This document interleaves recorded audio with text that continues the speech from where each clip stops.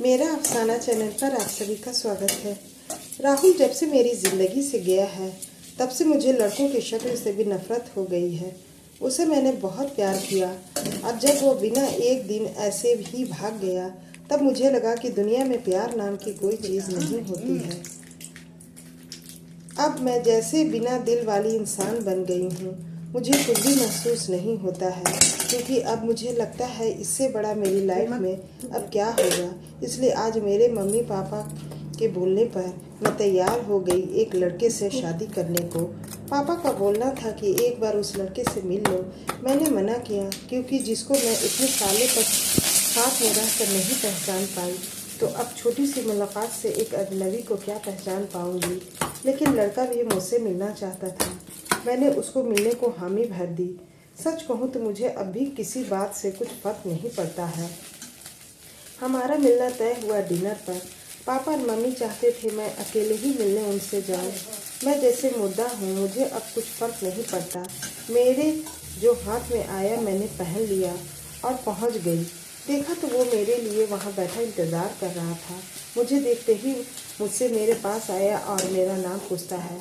सामने आकर मैं उससे बैठ गई। उसकी आंखों में चमक थी, लेकिन मैं उस चमक को जानती हूँ। यह हर लड़का दिखता है पहली मुलाकात में। राहुल मुझे छोड़ कर गया, लेकिन ज़िंदगी का बहुत बड़ा सबक मुझे सिखा कर गया। मेरा मुंह उतरा देखकर मुझसे पूछता है, क्या हुआ, सब ठीक है? मैंने उससे जवाब दिया, मेरी थोड़ी तबीयत खराब है। फिर वह बोला कि क्या आप क्यों मिलने आई? हम फिर कभी और डिनर कर सकते थे।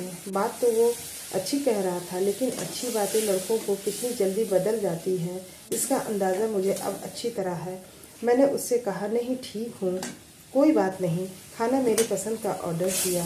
फिर अचानक उसका फ़ोन आया और जब फ़ोन पर उसने बात की तो मैंने तय कर लिया कि अब मैं शादी इससे नहीं करूँगी।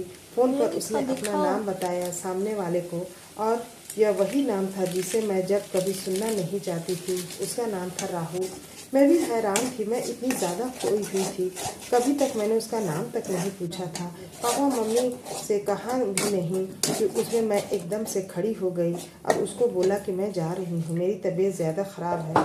वो जैसे घबरा कर मुझसे बोलता है, मैं छोड़ देता हूँ आपकी गाड़ी से।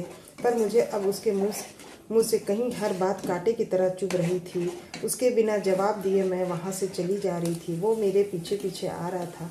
मेरी आंखों से अब आंसू टपकने लगे और मैं बाहर टैक्सी ऑटो का इंतज़ार करने लगी। आंखों में मेरे आंसू देखकर उसने मेरी बाह पकड़ी, मुझे गाड़ी में बैठने को कहा। उसने मेरी बाह पकड़ी, बस इतना तो बहुत था मेरे अंदर की आग को निकलने के लिए।